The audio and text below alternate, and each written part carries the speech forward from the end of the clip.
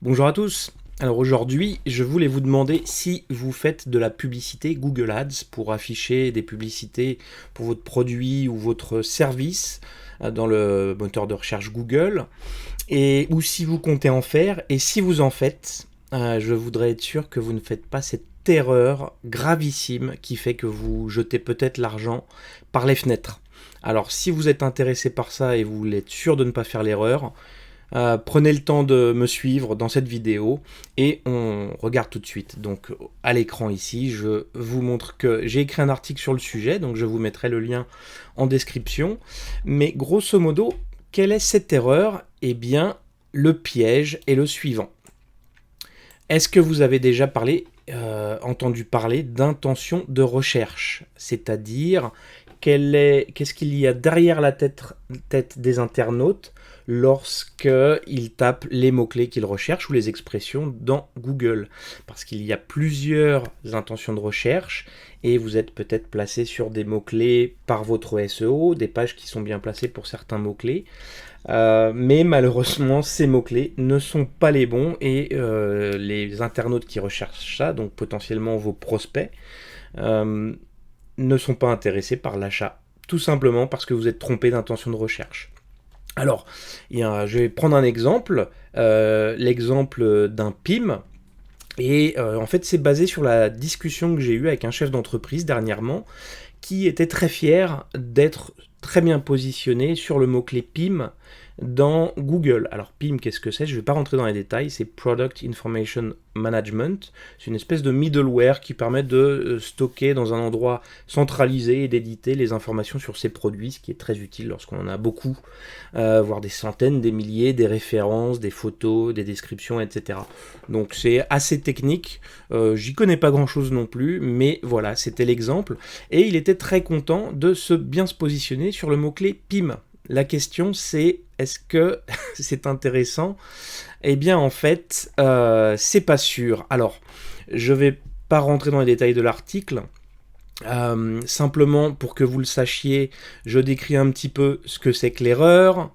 Et puis, est-ce que je vous pose la question si vous la faites vous-même avec cet exemple de PIM? Alors, pourquoi en fait ça peut être une erreur? C'est simplement, je vais vous montrer, voilà, si je fais une recherche sur PIM, ici, Product Information Management, qu'est-ce que je vois? Eh bien, je vois que je vais avoir des informations sur, alors des publicités, mais Google, lui, comprend plutôt bien, hein, avec plus de 20 ans d'expérience sur les recherches de mots-clés et d'expressions, ce que cherche l'internaute lorsqu'il recherche un mot-clé. Et là, on voit que lorsqu'on fait une recherche, on va avoir ce qu'on appelle un featured snippet, ici. C'est un petit bout d'information et on voit qu'il nous explique ce que c'est. Et puis, on a des questions ici, c'est un autre featured snippet. Pourquoi utiliser un PIM? Comment fonctionne un PIM? Quelle solution PIM?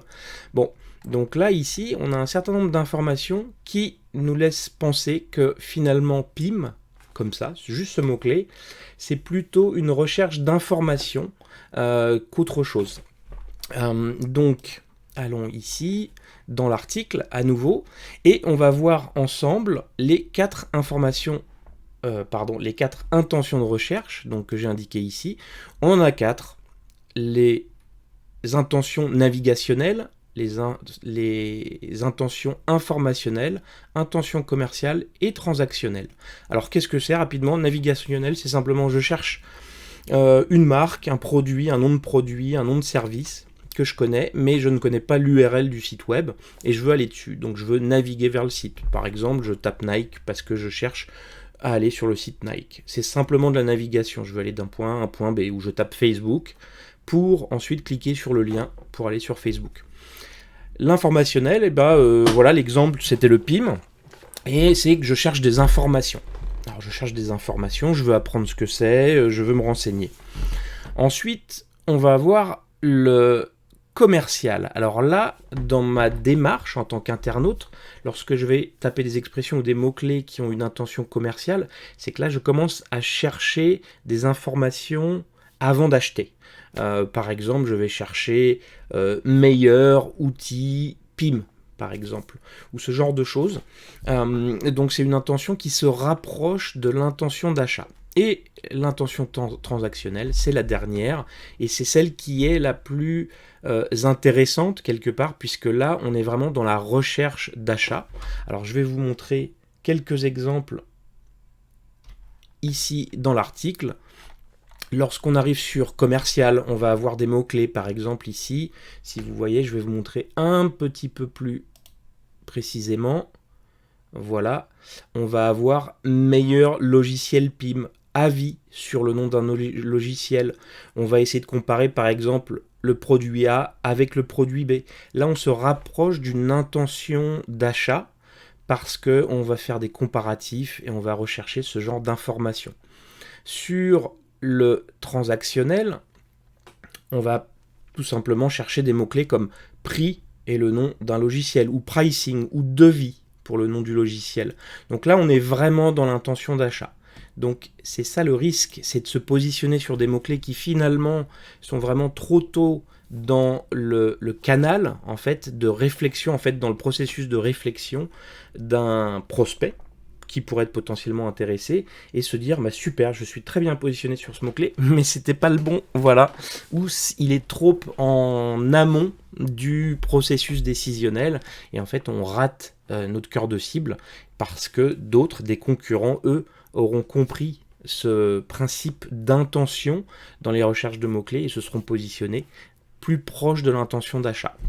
Alors, quelques conseils pour ça, pour que vous ne fassiez pas l'erreur et de vous positionner sur des mots-clés dans Google Ads qui fassent que vous ciblez la mauvaise intention et que finalement vous jetez l'argent par les fenêtres parce que vous ciblez une intention qui va être trop en amont de la décision d'achat.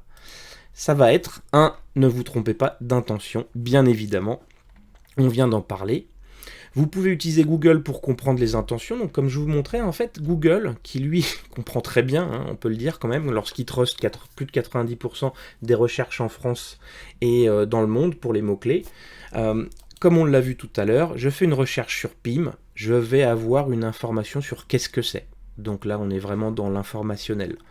L'autre featured snippet dont je vous parlais ici, pourquoi utiliser un PIM, comment fonctionne un PIM, voilà, on est un peu trop tôt. Par contre, si on va sur meilleur logiciel PIM, comme je vous disais précédemment, on se rapproche de l'intention commerciale, là on va plus avoir le snippet. Google sait que la personne qui recherche ça sait déjà ce que c'est qu'un PIM et est un peu plus avancé dans son processus décisionnel. Et on voit de la pub d'ailleurs, d'entreprises qui vendent des logiciels PIM. Donc là, on a les 5 meilleurs logiciels PIM. Voilà, donc là, on se rapproche vraiment de l'intention d'achat. Et en réalité, si on revient sur les erreurs, donc je vais vous montrer ici, on vient de voir que utiliser Google était utile, mais ces intentions, on peut les voir comme un entonnoir. Alors, regardons, j'ai fait un graphique là-dessus, pour que vous puissiez comprendre ce que c'est que ce principe d'entonnoir, qui éclaire beaucoup en fait sur cette intention. Voilà ici.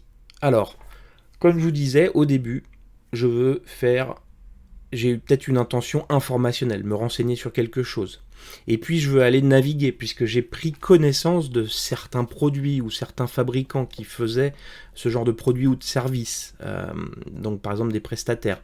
Donc ici, on va descendre en fait dans ce qu'on appelle un entonnoir ou un funnel en anglais, qui va représenter en fait la maturité du prospect vis-à-vis de son intention d'achat. Alors, informationnel, là, le but, c'est d'être sensibilisé à votre offre.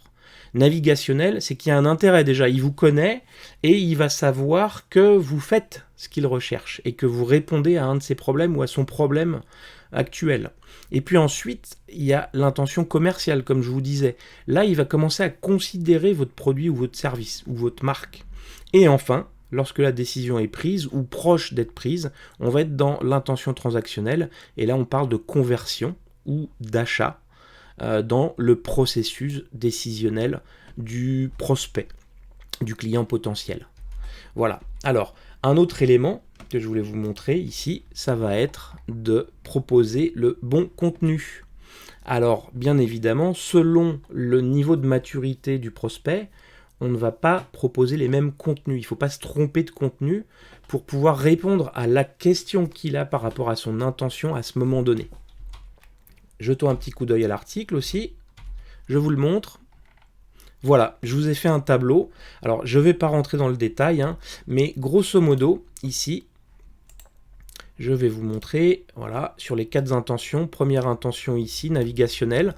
Je vous montre, ou je vous explique des exemples de mots-clés. Par exemple, lorsque je suis dans le navigationnel, eh bien, je vais mettre par exemple un nom de marque, de produit ou de service, ou avec un lieu, par exemple, et quel type de contenu proposer. Alors, présentation de produits et services, les avantages et bénéfices. Si la personne ou l'internaute est en recherche d'une solution pour son problème. Peut-être des démos de produits-services. L'informationnel, là, par contre, ça va être des mots-clés comme comment, quoi, un guide, tutoriel, idée. Et le but, c'est de fournir et de répondre à cette intention en donnant des conseils, en faisant des tutos, en ayant des livres blancs, des articles de blog, des études de cas. Lorsqu'on est dans le commercial, ici, là, comme je vous montrais tout à l'heure avec meilleur logiciel PIM, on va plutôt se tourner vers des comparatifs intéressants, des comparatifs, des tarifs, des fonctionnalités, des bénéfices, encore des livres blancs et des études de cas. On veut accompagner et faire maturer, en fait, faire un nurturing du prospect pour qu'il comprenne les avantages de sa solution ou de votre solution ou de votre logiciel. Et enfin dans le transactionnel, ici on ne va pas proposer n'importe quoi non plus. Alors les mots-clés, je vous en ai parlé, achat, commander, souscrire, le pricing, tarif, prix, devis. Et ici, on va avoir, ou on doit avoir, des pages de vente, des vidéos de démo à nouveau, des formulaires de contact, des calendriers.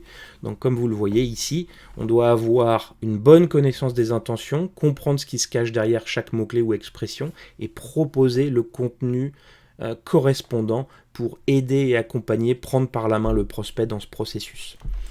Voilà. Et enfin, le dernier exemple, le dernier conseil, je voulais dire, testez vos mots-clés, puisque c'est parfois difficile dans certains domaines, en fait, de trouver le bon mot-clé. On a des bonnes idées basées sur notre expérience de vente, de proposer notre produit, de le pitcher.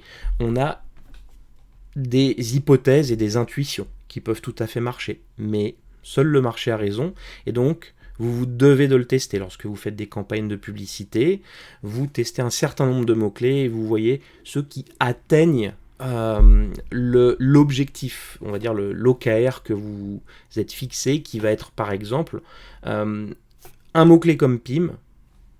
Est-ce qu'il va nous donner des contacts? Est-ce que les prospects potentiels ou les internautes vont cliquer sur la page de contact et nous envoyer un message? Probablement pas. Par contre, une page bien positionnée sur meilleur logiciel PIM, probablement plus. Donc, n'oubliez pas, être bien positionné dans Google, ça peut être une vanity metrics, parce qu'on va dire, je génère X milliers ou dizaines de milliers de visites par mois, mais c'est peut-être sur le mauvais mot-clé, ou pas le meilleur.